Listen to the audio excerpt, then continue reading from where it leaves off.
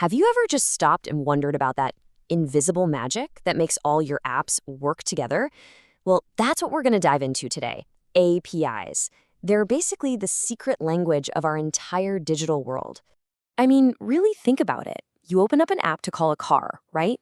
It instantly knows your location from a map service. And then it processes your payment through a completely separate financial app. How does all of that happen in just a few seconds with no glitches?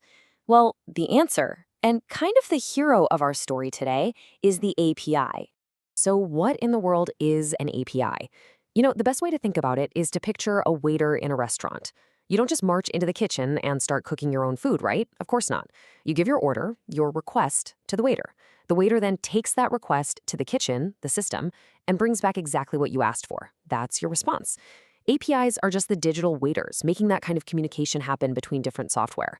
And if you look at this diagram here, you can see that whole process in action. Up top, you've got the client. That's your phone app or your web browser. Down below is the server. That's where all the data and the logic lives. So your app sends a request down to the server, and the server sends a response right back up. The API is just the set of rules that manages that entire conversation, making sure both sides are speaking the exact same language. But, for any conversation to work, both sides need a shared grammar, a set of rules. In the world of web APIs, the most popular rulebook, by far, is known as REST. It basically provides the blueprint for how these digital conversations are supposed to happen. So REST, it stands for Representational State Transfer, was dreamed up by a computer scientist named Roy Fielding. And the really important thing to get here is that REST isn't some super rigid, strict protocol.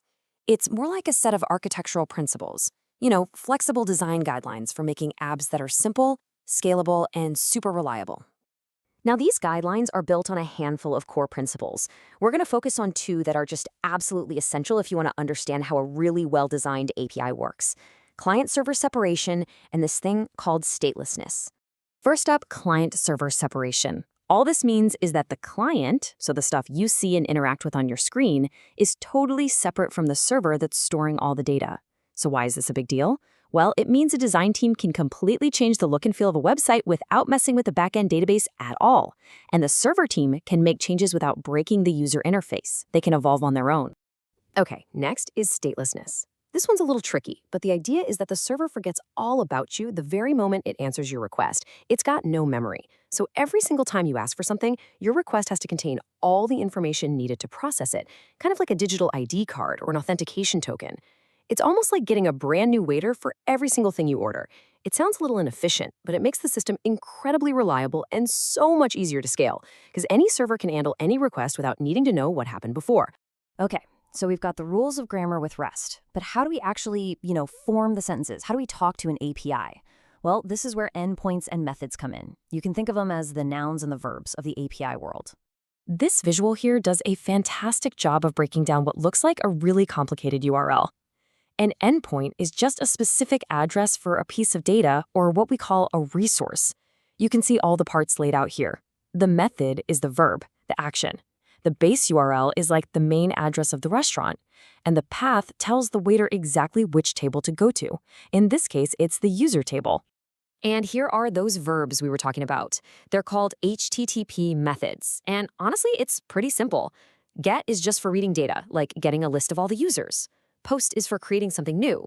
Put is for updating something that's already there. And delete, well, yeah, that one's pretty self-explanatory. These four are the core actions you can perform on pretty much any resource. All right, so now we know the concepts, the rules, and the language. But building an API that follows all these principles from scratch, oh man, that is a huge amount of work. This is where frameworks come into the picture. And one of the most popular tools for this job is called Laravel. Think of it this way. You could build a car by, mining the ore yourself and forging every single bolt by hand. Or you could start with a pre-built chassis and an engine and then just focus on designing the car's awesome features. Laravel is that pre-built chassis. It handles all the complicated, boring, repetitive stuff, so developers can focus on what makes their app unique and special. So what exactly is Laravel? It's an open-source PHP framework. Just think of it as a super powerful, developer-friendly toolkit. It's really well known for its clean and elegant syntax that just makes building complex things, especially APIs, a whole lot simpler and faster. And here we're seeing one of Laravel's killer features, middleware. The best way to think about this is like a series of security checkpoints or gatekeepers that a request has to pass through. So before a request even gets to the main part of the application, middleware can check for things like, hey, is this user logged in? Or does this person actually have permission to do this? It's a really powerful way to keep the whole system organized and, more importantly, secure. So what does it actually look like when a developer sits down to build an API with a tool like Laravel? Let's take a quick high-level peek at their workflow. It follows a pretty logical path. First, you get your workshop set up, a safe, local space to work. Then, you define the routes, those endpoints and methods we just talked about. After that, you create models that represent your data. And finally, the most important step, you test everything to make sure it works perfectly. So step 1 is all about setting up that workshop.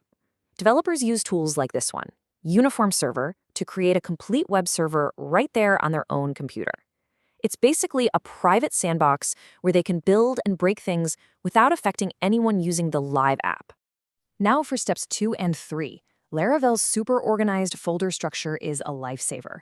You can see right here there are folders for routes, which is where you define all your API endpoints, and inside that app folder you'd find models, which are just the code that talks to your database tables. It keeps everything neat, tidy, and exactly where you'd expect it to be. And finally, we have testing, and this part is absolutely critical.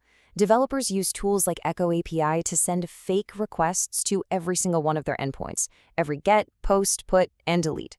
They're making sure the API responds exactly the way it's supposed to before they even think about releasing it out into the wild. So let's just tie this all together. What's the big takeaway? APIs aren't just a bunch of code. They're the fundamental building blocks of almost all modern software. They're the invisible threads, the universal translators that let different applications talk to each other and create these rich, amazing, interconnected experiences that we all rely on every single day.